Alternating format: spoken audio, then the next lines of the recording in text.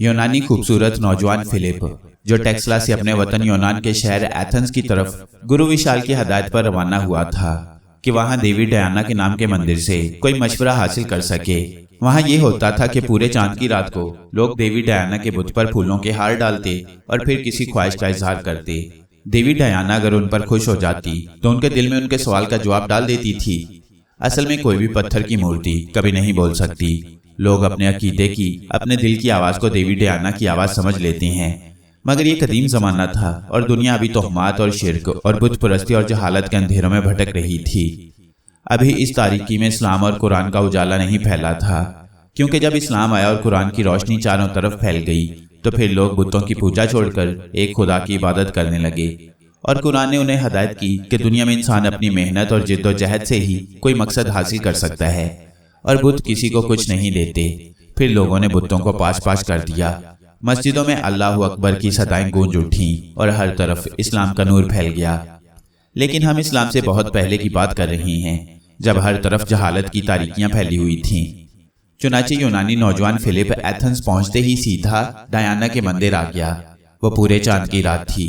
उसने देवी डायना के बुत पर फूलों की माला चढ़ाई और बोला, देवी, मैं मारिया से शादी करना चाहता हूँ। मुझे बताओ कि मेरी होने वाली बीवी मारिया कहाँ है।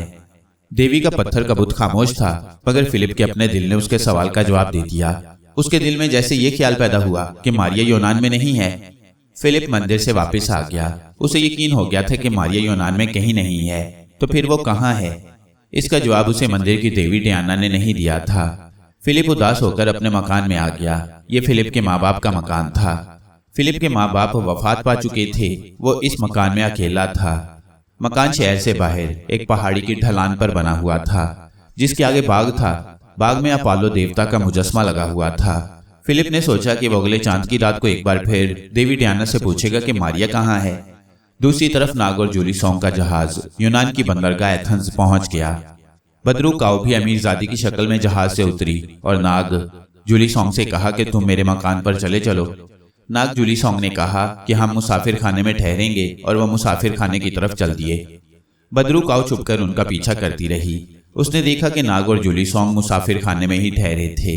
बदरू काऊ ने करीब ही एक मकान किराए पर ले लिया।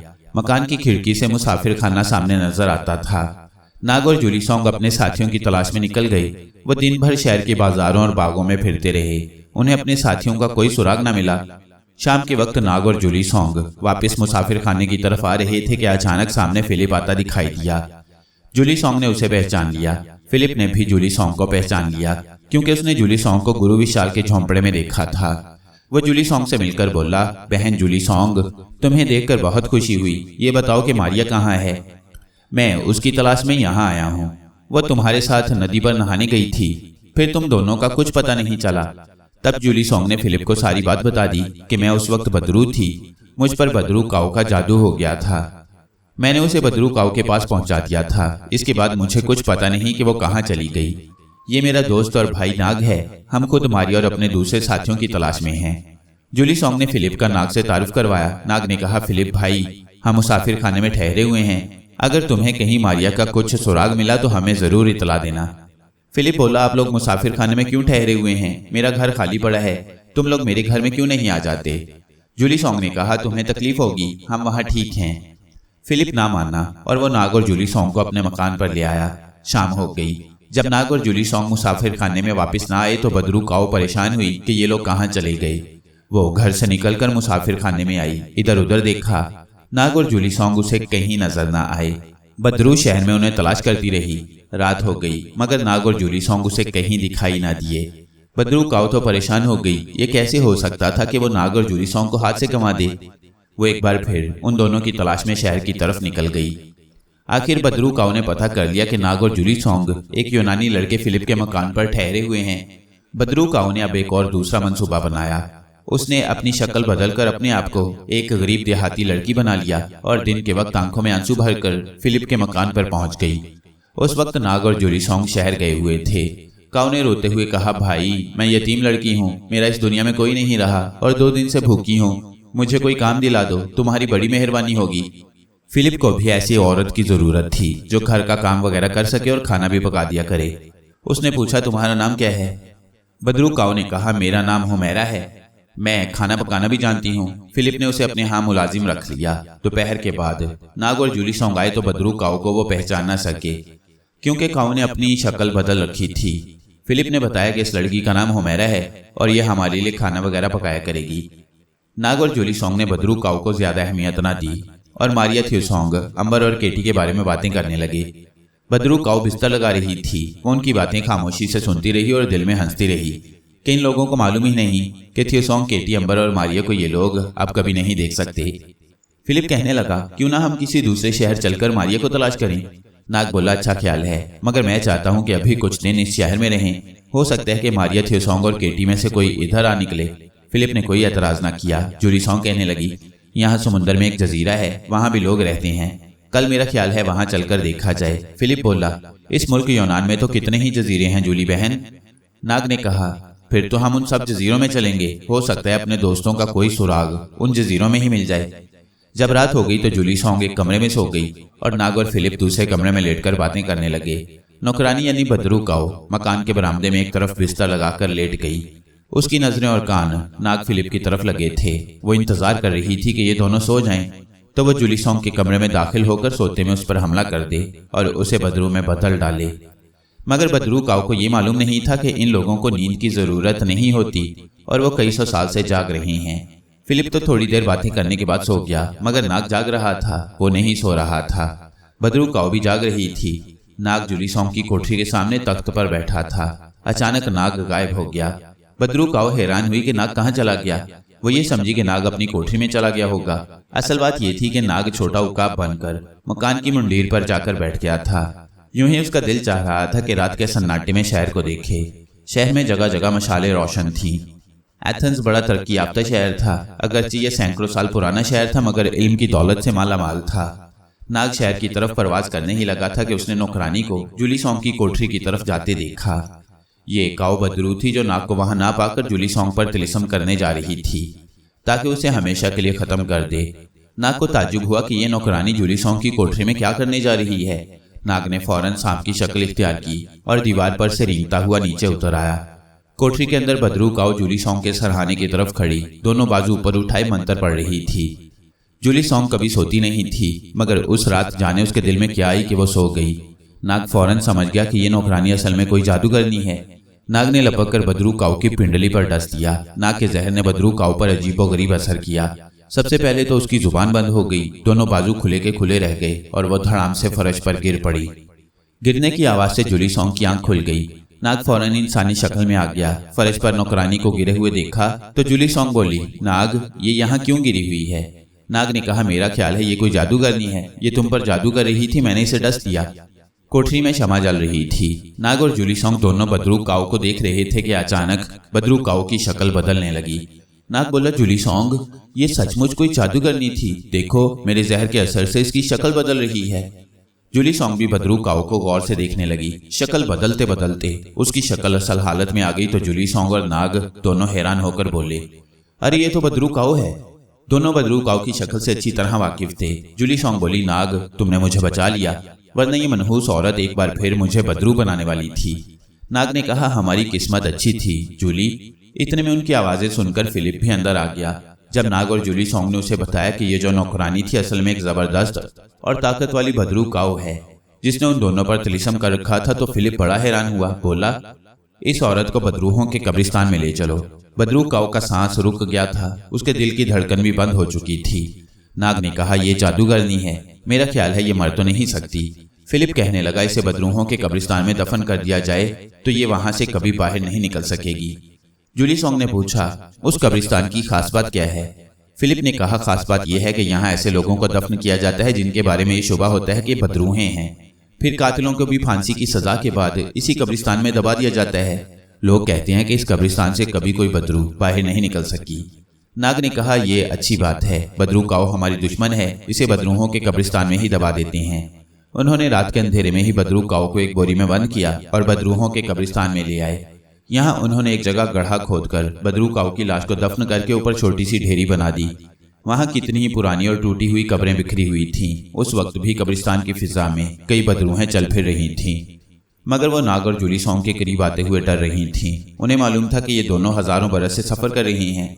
बदरू काऊ को दफन करने के बाद जूली सॉन्ग, नाग और फिलिप कब्रिस्तान से बाहर चले आए। अपने मकान पर आकर जूली सॉन्ग ने कहा, मेरा ख्याल है कि अब हमें इस मुल्क को छोड़ देना चाहिए, क्योंकि कोई पता नहीं कि यह बदरू काऊ फिर किसी शक्ल में नमूदार हो जाए।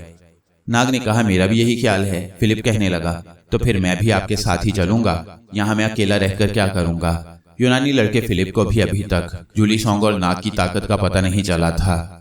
उसे ये भी मालूम नहीं था कि ये लोग हजारों साल से तारीख का सफर कर रहे हैं और ये कि मारिया भी जबरदस्त ताकत की मालिक है और वो गायब होकर यह सफर कर रही है। उसने पूछा भी था कि बदरू काऊ किस तरह मर गई थी, तो नाग ने यही कहा कि उसे नहीं मालूम। वो जब कोठरी में आया तो बदरू काऊ मर चुकी थी। ये तीनों साथी यानी फिलिप, नाग और जूली सॉन्ग एक बागबानी जहाज में सवार हो गए थे और मुल्क मिस्र के शहर सिकंदरिया की तरफ चल दिए। मिस्र के शहर एथेंस के पुराने अहराम के पीछे जो तालाब था उसके अंदर अंबर, थ्यूसोंग, मारिया और केटी को बदरू काऊ ने नमक के पुतले बनाकर फेंक दिया था। उनके नमक के जिस्म तो पानी में घुल गए थे, मगर उनके दिल बच गए थे जो तालाब की तह में एक तरफ पड़े थे। इन दिलों में जान नहीं थी, वो धड़क भी नहीं रहे थे।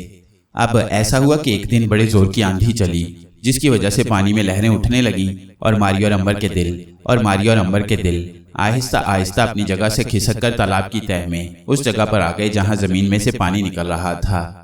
यहाँ से तालाब की तह की मिट्टी फटी हुई थी और एक छोटा सा कुआं बन गया था। खिसकते खिसकते अंबर और मारिया के दिल उस छोटे से कुएं में फिसल गए और नीचे ही नीचे उतरते चले गए। इस कुएं का पानी जमीन के नीचे बहने वाले एक गुमनाम दरिया के पानी में जाकर मिल जाता था। ये दरिया जमीन के नीचे गहरे समुद्र तक बहता चला गया था। अंबर और मारिया के दिल भी दरिया की लहरों के साथ जमीन के नीचे बहते चले गए। बहते बहते अंबर और मारिया के दिल समुद्र में दरिया के पानी के साथ ही मिल गए। समुद्र बहुत गहरा था। दोनों दिल समुद्र की तह में एक पहाड़ी की चोटी पर झाड़ियों में फंस गए।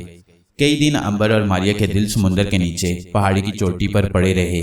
एक दिन उधर से एक ऐसी मछली गुजरी जिसके अंदर बिजली का करंट होता है। इस मछली को अगर किसी से खतरा महसूस हो तो उस पर बिजली के करंट की लहरें फेंकती है। जब ये मछली पहाड़ी की चोटी के ऊपर से गुजरी तो अचानक उसकी नजर दो इंसानी दिलों पर पड़ी। मछली ये समझी कि ये कोई ऐसा जानवर है जो उसको हड़प करने के लिए घात लगाए बैठा है। उस मछली ने अपने बचाव की खातिर अंबर और मारिया के दिलों पर बिजली के करंट की लहरें फेंकी और तेजी से आगे निकल गई। बिजली के करंट की लहरों ने जादू का काम किया और अंबर और मारिया के दिलों में सोई हुई जिंदगी जाग पड़ी। दोनों दिलों में हरकत पैदा हुई, उनका शऊर भी वापस आ गया। अंबर को एहसास हो गया कि वो एक दिल की शक्ल में समुद्र की तह में पड़ा है। यही शऊर मारिया को भी होने लगा, मगर उन्हें ये याद नहीं रहा था कि उन दोनों को बदरू काऊ ने नमक के पुतले बनाकर तालाब में फेंक दिया था, जहां उनके जिस्म तो खुल गए थे मगर दिल बाकी बच गए थे और फिर वहां से बहते बहते समुद्र में आ गए थे।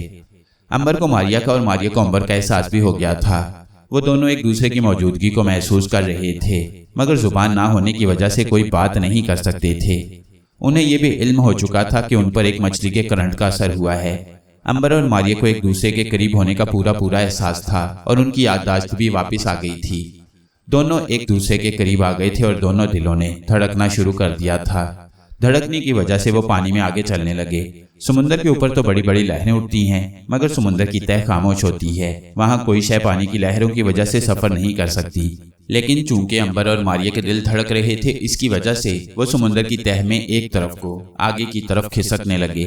2 दिन 2 रातें अंबर मारिया के दिल धड़कते धड़कते समुद्र की तह में आगे ही आगे सफर करते रहे। तीसरे दिन दोनों दिल एक बहुत बड़ी चट्टान की दीवार के पास जाकर रुक गए। ये चट्टान समुद्र के अंदर डूबी हुई थी और उसकी दीवार में छोटे बड़े कितने ही शगाफ थे। इन शगाफों के अंदर भी पानी था और लंबी लंबी सब्ज घास इस पानी में लहरा रही थी। अंबर और मारिया के दिल देर तक वहां अटके रहे। फिर जैसे पीछे से पानी का धक्का सा लगा और वो एक बार फिर आगे बहने लगे। बहते बहते वो और ज्यादा गहरे समुद्र में उतर गए। दोनों दिल अब देखने भी लगे थे, मगर वो भी बात नहीं कर सकते थे। अंबर और मारिया के दिलों ने देखा कि वो एक बहुत बड़े डूबे हुए महल के खंडर में आ गई हैं। ऊंचे ऊंचे संगमरमर के सतून टेढ़े हो गए हैं। कई सतून समुद्र की तह में गिरे हुए हैं। महल की दीवारों पर जंग लगना शुरू हो गया था। अंबर और मारिया के दिल एक ही बात सोच रहे थे कि ये कोई शाही महल है और किसी जबरदस्त भौंचाल ने इसे समुद्र में डबो दिया है। दोनों दिल धड़कते धड़कते डूबे हुए महल के बड़े बड़े कमरों में बहते चले गए। कभी कभी दोनों दिल एक दूसरे को भी देख लेते थे। अचानक वो एक कमरे में पहुंचे। क्या देखते हैं कि सोने चांदी का एक शाही पलंग बिछा हुआ है। उस पर एक सुनहरी बालों और नीली आंखों वाली बहुत ही खूबसूरत लड़की लेटी हुई है। अंबर और मारिया के दिल पहले तो यही समझे कि ये लड़की मर चुकी है। फिर उन्हें ख्याल आया कि अगर लड़की मर चुकी है तो पलंग पर इसकी जगह इसकी हड्डियों का ढांचा बड़ा होता। अंबर का दिल धड़कते धड़कते लड़की के बाजू पर आ गया। जो ही अंबर का दिल लड़की के बाजू को लगा, अंबर के दिल में जो मछली ने करंट डाल दिया था वो करंट लड़की के जिस्म को लगा और उसने आंखें खोल दी। गर्दन फेर कर देखा कि उसके बाजू के पास दो इंसानी दिल धड़क रहे हैं। लड़की पलंग पर उठकर बैठ गई। उसने अंबर और मारिया के दिलों को अपनी हथेली पर रख लिया और उन्हें गौर से देखने लगी कि ये कैसे दिल हैं कि इंसान के जिस्म से निकलकर भी धड़क रहे हैं। अंबर मारिया के दिलों से अभी हल्का हल्का करंट निकलकर लड़की के जिस्म में दाखिल हो रहा था। लड़की पलंग पर से उठी, पानी में आहिस्ता आहिस्ता चलती डूबे हुए महल के कोने वाले कमरे में आ गई। इस कमरे में सूरज की रंगीन तस्वीर दीवार पर बनी हुई थी। इसमें सूरज के गोल दायरे से सोने की किरणें बाहर निकलती दिखाई गई थी। अंबर मारिया के दिल उस लड़की के हाथों में ही थे। लड़की ने दोनों दिल सूरज की तस्वीर के आगे सुनहरी चबूतरे पर रख दिए और सूरज की तरफ चेहरा करके पूछा, ऐ शम्स, तूने इन दो धड़कते दिलों को मेरे पास भेजकर मुझे फिर से जिंदा कर दिया, लेकिन मुझ पर यह राज भी खोल कि ये धड़कते हुए दिल किस किस के हैं, ताकि मैं भी इनका शुक्रिया अदा कर सकूं। सुनहरी बालों वाली लड़की की जुबान से ये अल्फाज निकले ही थे कि सूरज की तस्वीर में से तो सुनहरी किरणें निकलकर अंबर और मारिया के दिलों पर पड़ी और दोनों फिर से जिंदा होकर अपनी पूरी शक्ल और जिस्म के साथ वापस आ गई। उनकी सारी ताकतें भी उन्हें वापस मिल गई थीं। मारिया गायब थी मगर उसी जगह खड़ी थी। अंबर चबूतरे पर उस जगह बैठा था जहां थोड़ी देर पहले उसका और मारिया का दिल पड़ा था। सुनहरी बालों वाली लड़की ने अंबर को खुश होकर देखा और बोली, मेरे भाई, तुमने मुझे जिंदा किया और सूरज देवता ने तुम्हें फिर से जिंदा कर दिया। मैं तुम्हारा शुक्रिया अदा करती हूँ, मगर मुझे ये बताओ कि दूसरा दिल कहाँ है। अंबर को मालूम था कि मारिया वहां मौजूद है क्योंकि उसे उसकी तेज खुशबू आ रही थी। अंबर और मारिया को यह बिल्कुल याद नहीं रहा था कि उन्हें काऊ बदरू ने नमक के पुतले बनाकर तालाब में फेंका था। उन्हें सिर्फ इतना ही याद था कि वो दिल की शक्ल में समुद्र में तैर रहे थे। वो कैसे दिल बन गए और कहां से चलकर समुद्र में आए ये उन्हें कुछ मालूम नहीं था। मारिया इसलिए खामोश थी कि वो ये पता करना चाहती थी कि वो किसी दुश्मन के पास तो नहीं आ गई। अंबर ने कहा, वो मेरी दोस्त मारिया का दिल है और मारिया भी इस जगह मौजूद है, मगर तुम उसे नहीं देख सकती। अब मारिया को भी यकीन हो गया था कि ये लड़की कोई दुश्मन नहीं है और इसके साथ बात की जा सकती है। चुनाचे मारिया बोली, तुम्हारा शुक्रिया बहन कि तुमने हमें फिर से हमारे जिस्म अता कर दिए। सुनहरी बालों वाली लड़की ने कहा, हम सबको शम्स देवता का शुक्रिया अदा करना चाहिए क्योंकि उसी की मेहरबानी से हम तीनों को नई जिंदगी मिली है। लड़की ने कहा, मारिया बहन, तुम मुझे दिखाई क्यों नहीं देती हो? क्या ये सब तिलिस्म की वजह से है? मारिया ने जवाब दिया, ये एक भेद है जो मैं शायद तुम्हें ना बता सकूंगी। बहरहाल तुम्हें ये जानने की जरूरत भी नहीं। तुम्हारा नाम क्या है और हमें ये बताओ कि ये महल किसका था और ये पानी में किस तरह डूब गया। लड़की बोली, मेरा नाम शुमारा है। मैं इस शाही महल के काहिने आजम की बेटी हूँ। इस शाही महल में एक जालिम बादशाह हुकूमत करता था। उसके जुल्म से तंग आकर रियाया शहर छोड़कर चली गई। फिर एक दिन जबरदस्त जल्जला आया, जमीन फट गई और सारा महल बादशाह और उसके जालिम दरबारियों समेत समुद्र में गर्क हो गया। सब मारे गए मगर मैं सूरज देवता की किरणों की वजह से जिंदा बच गई। मगर मैं इस पलंग पर कई साल से बेहोश पड़ी रही। फिर तुम दोनों दिल की शक्ल में यहाँ आए। तुम्हारे दिलों से बिजली की लहरें निकलती थीं जिनकी वजह से मैं फिर जिंदा हो गई। मारिया ने कहा, अब हम यहाँ से बाहर निकलना चाहते हैं शुमारा। हाँ, मैं भी यहाँ से निकल जाना चाहती हूँ, मेरे साथ आओ। शुमारा ने सूरज देवता को झुककर सलाम किया और अंबर को लेकर महल के बड़े कमरे की छत पर आ गई। यहाँ खड़े होकर उसने कहा, यहाँ से हम ऊपर की तरफ उछल कर जाएंगे और समुद्र से बाहर निकल आएंगे। वो छत पर से ऊपर को उछले और पानी में से गुजरते ऊपर ही ऊपर उठते चले गए। आखिर वो समुद्र से बाहर निकल आए। मारिया ने समुद्र के ऊपर आकर चारों तरफ देखा और बोली, शुमारा, वो सामने कौन से मुल्क का साहिल दिखाई दे रहा है?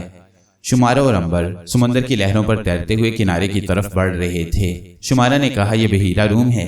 हमारे महल को समुद्र में डूबे 100 बरस गुजर चुका है।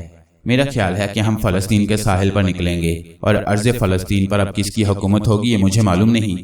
100 बरस पहले तो वहाँ बनी इसराइल के एक कबीले की हुकूमत थी।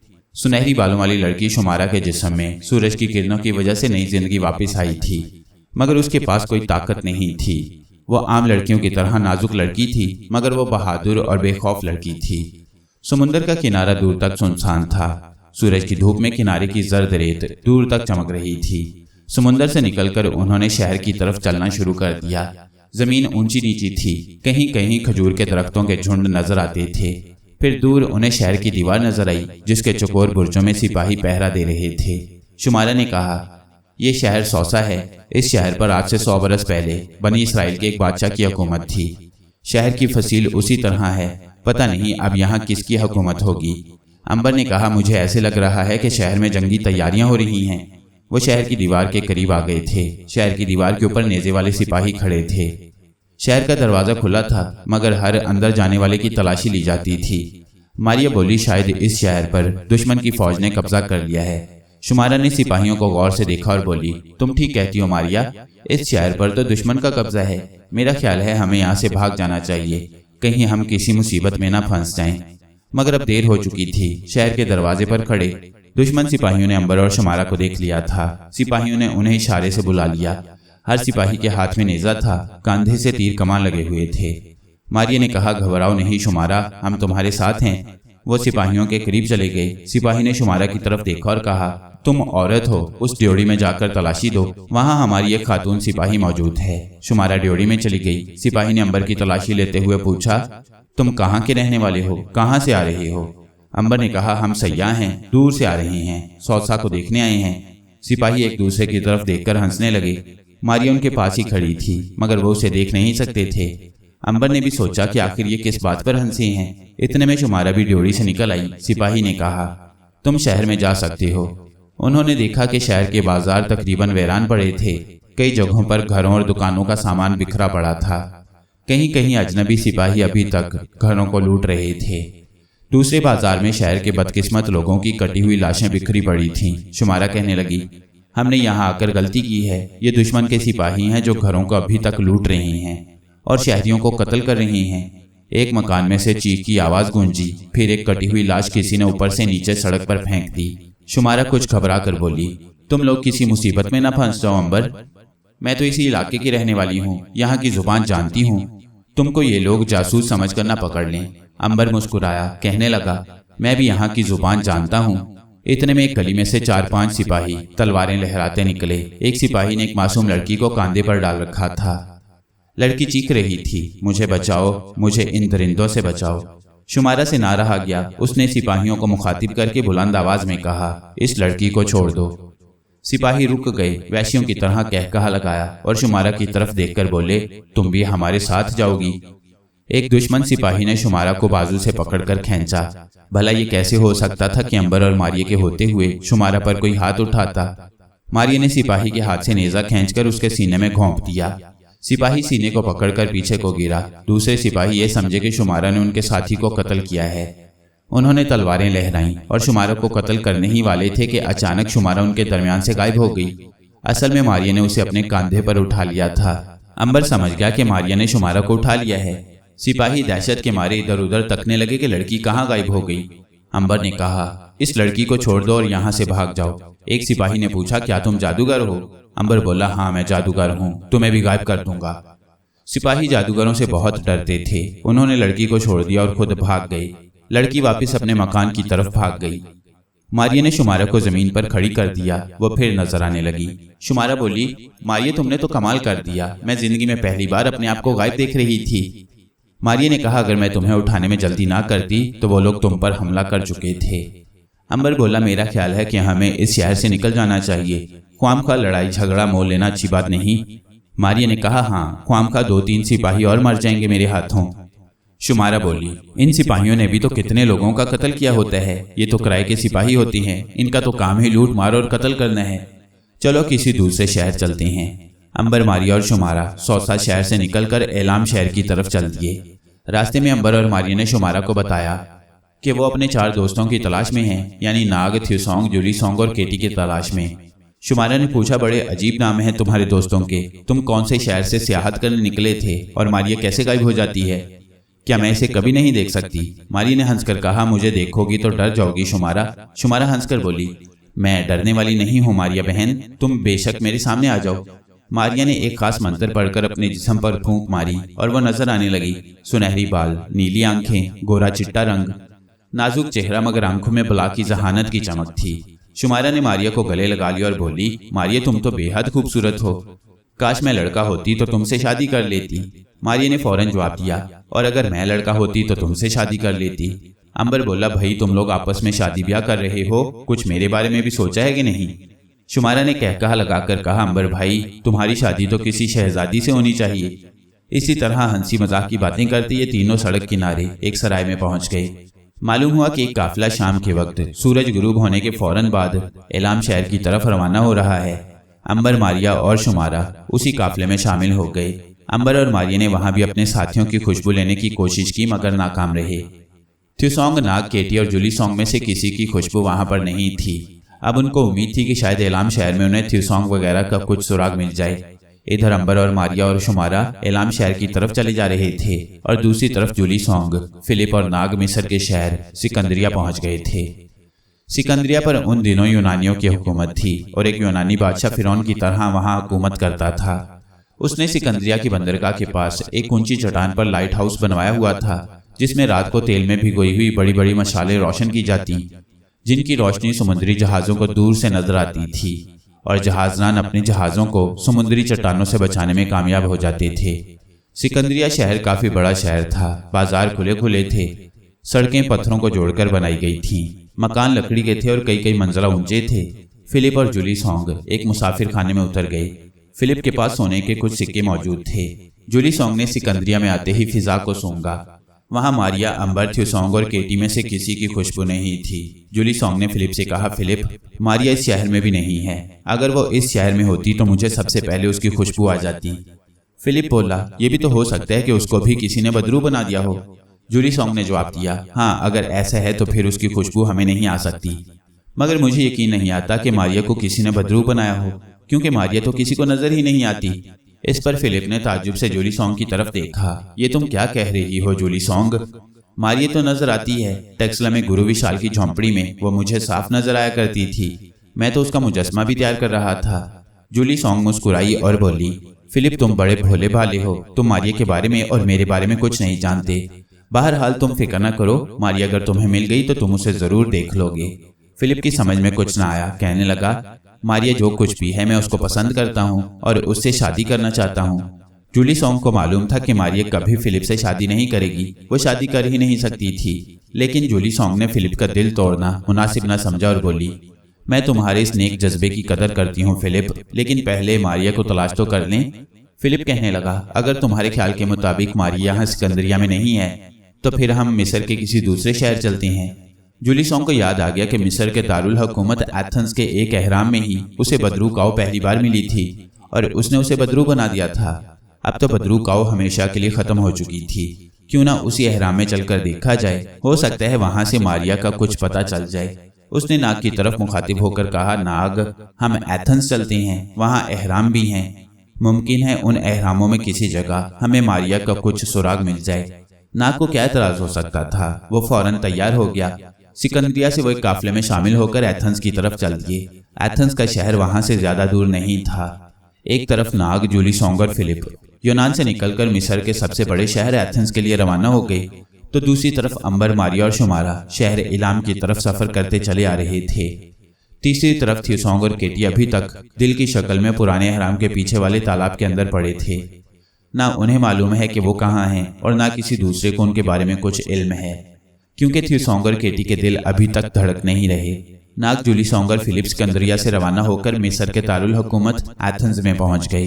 अंबर, मारिया और शुमारा अभी यहाँ नहीं पहुंचे थे। अभी वह फलस्तीन के इलाके में ही थे और एलाम की तरफ काफिले के साथ सफर कर रहे थे। कदीम मिस्र के शहर एथेंस में नाग, जूली सोंग और फिलिप एक सराय में आकर ठहर गए। इस शहर में भी नाग और जूली सोंग को अपने साथियों में से किसी की खुशबू महसूस न हुई, मगर उन्होंने चंद रोज वहीं क्याम करने का फैसला कर लिया। वह रोज शहर में घूम फिरकर अपने दोस्तों का सुराग लगाने की कोशिश करते। एक रोज फिलिप को सराय में ही छोड़कर नाग और जूली सोंग फिरते फिराते शहर से थोड़ी दूर एक ऐसे इलाके में आ गए जहां सिर्फ एक टूटे फूटे गुंबद वाली बारादरी बनी हुई थी।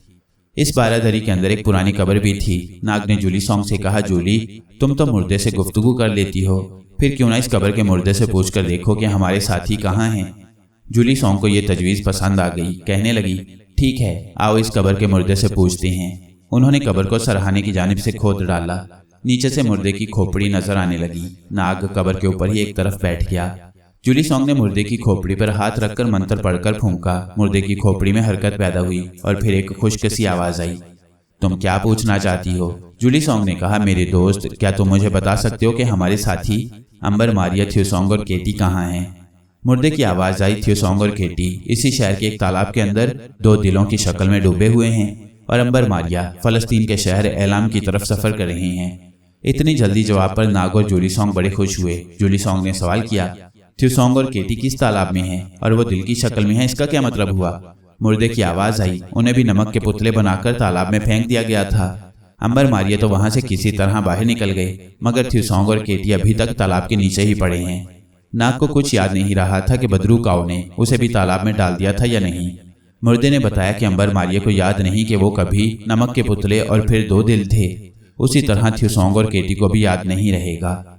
जूली सॉन्ग ने पूछा, वो तालाब कहाँ है? मुर्दे की आवाज आई, यह तालाब पुराने हराम के पीछे वाक़या है।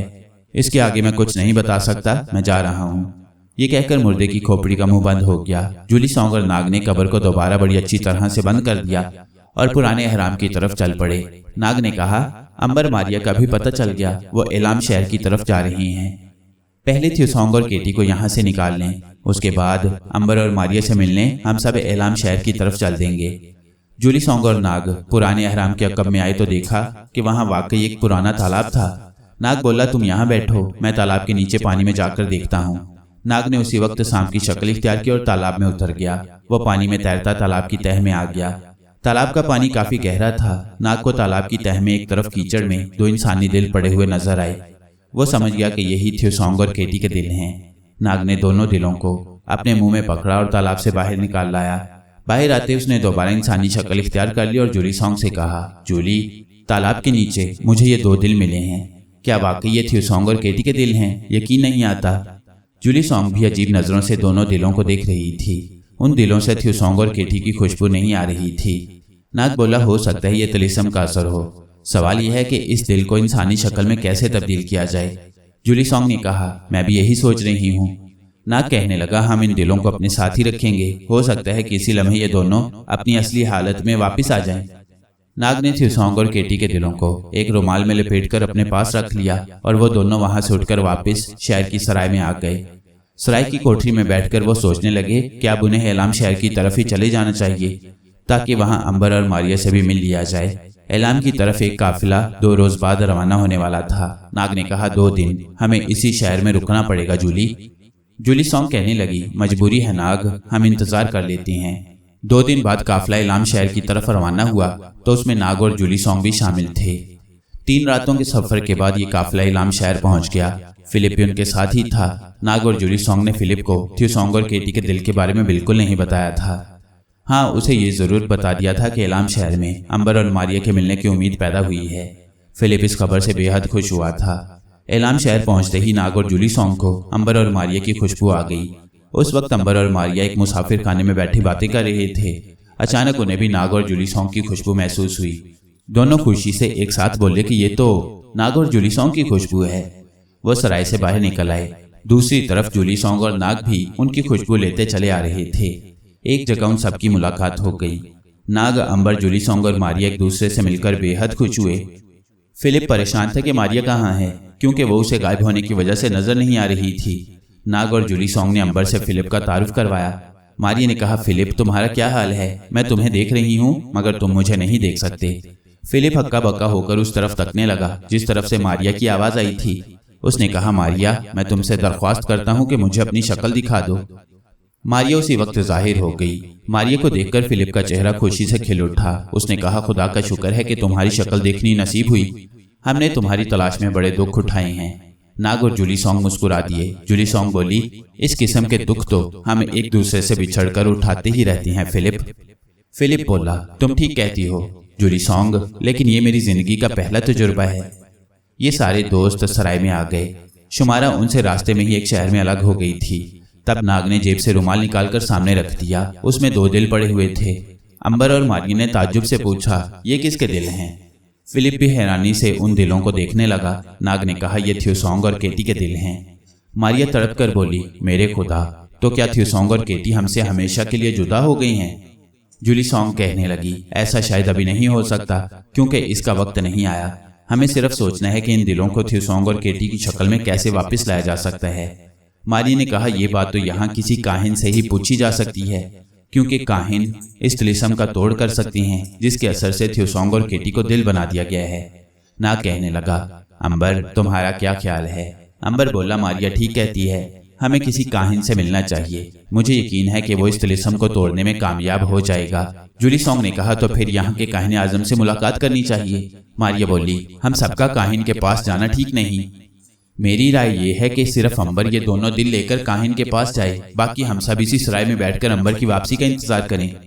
जुलीसोंग, नाग, फिलिप और मारिया तो सराय में ही रहे, जबकि अंबर ने थ्योसोंग और केटी के दिलों को रुमाल में बड़ी एहतियात के साथ बांधकर जेब में रख लिया और बोला, मैं शहर के सबसे बड़े काहिन से मिलने की कोशिश करूंगा। उसने जो कुछ भी कहा मैं वापस आकर तुम लोगों को बता दूंगा।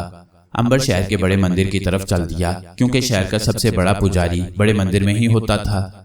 काहिन मंदिर में पूजा पाठ से फारिग होकर अपने कमरे में बैठा पुरानी तिलिस्म की एक किताब पढ़ रहा था कि नौकर ने कहा कि एक आदमी आपसे मिलना चाहता है। काहिन ने अंबर को अंदर बुला लिया। अंबर ने रुमाल में लिपटे हुए दोनों दिल उसके सामने खोल दिए और सारी बात बयान कर दी और कहा, अगर आपके पास कोई तिलिस्म हो तो इन दोनों को फिर से जिंदा कर दें, मैं आपका यह एहसान कभी नहीं भूलूंगा। काहिन ने दोनों इंसानी दिलों को गौर से देखा, फिर अंबर को गौर से देखा और बोला, इसके लिए मुझे तिलिस्म की सबसे बड़ी किताब देखनी पड़ेगी। तुम यहाँ बैठो, मैं किताब में तिलिस्म मालूम करके आता हूँ। अंबर कमरे में बैठ गया। काहिन दूसरे कमरे में चला गया। दूसरे कमरे में काहिन की खास कनीज राशका बैठी एक सांप की मूर्ति की पूजा कर रही थी। काहिन ने उससे कहा, राशका, हमारी आरजू पूरी होने वाली है। मेरे पास तो ऐसे इंसानों के दिल लाए गए हैं जिनमें से एक मर्द का दिल है और दूसरा औरत का दिल है।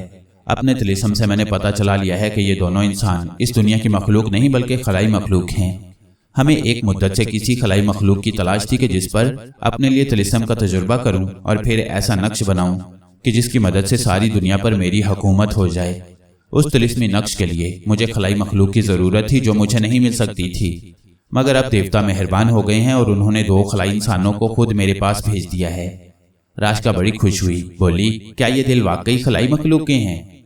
काहिन ने पुरजोश अंदाज में कहा, मेरा तिलिस्म कभी झूठ नहीं बोलता राशका। ये दोनों दिल खलाई मखलूक के हैं जिनमें एक औरत और एक मर्द है। मैं उन्हें बड़ी आसानी से दोबारा इंसानी जिस्मों में बदल सकता हूँ। राशका ने कहा, और जो आदमी ये दिल लेकर आया है उसका क्या करोगे? काहिन बोला, उसको भी संभाल लूंगा, तुम फिक्र ना करो। ये कहकर काहिन पहले वाले कमरे में आ गया। यहाँ अंबर उसके इंतजार में बैठा था। काहिन ने खुश होकर कहा, तुम्हारा नाम क्या है नौजवान? अंबर ने कहा, मेरा नाम अंबर है। क्या आप इन दिलों को इंसानी जिस्म दे सकेंगे? काहिन बोला, इसके लिए तुम्हें इन दोनों दिलों को मेरे पास एक रात के लिए छोड़ जाना होगा। मैं सारी रात इस पर तिलिस्म करूंगा। दूसरे दिन ये इंसानी जिस्म में आ जाएंगे, फिर तुम आकर इन्हें ले जाना। अंबर को काहिन पर जरा सा भी शक न हुआ कि काहिन की नीयत ठीक नहीं है। वो थ्योसोंग और केटी के दिल उसके पास छोड़कर दूसरे दिन वापस आने का कहकर चला गया। उसके जाते ही काहिन ने थ्योसोंग और केटी के दिल एक मिट्टी के मर्तबान में डाल दिए और मंत्र पढ़ने शुरू कर दिए। आगे क्या हुआ ये जानिए इस सीरीज की अगली कहानी में।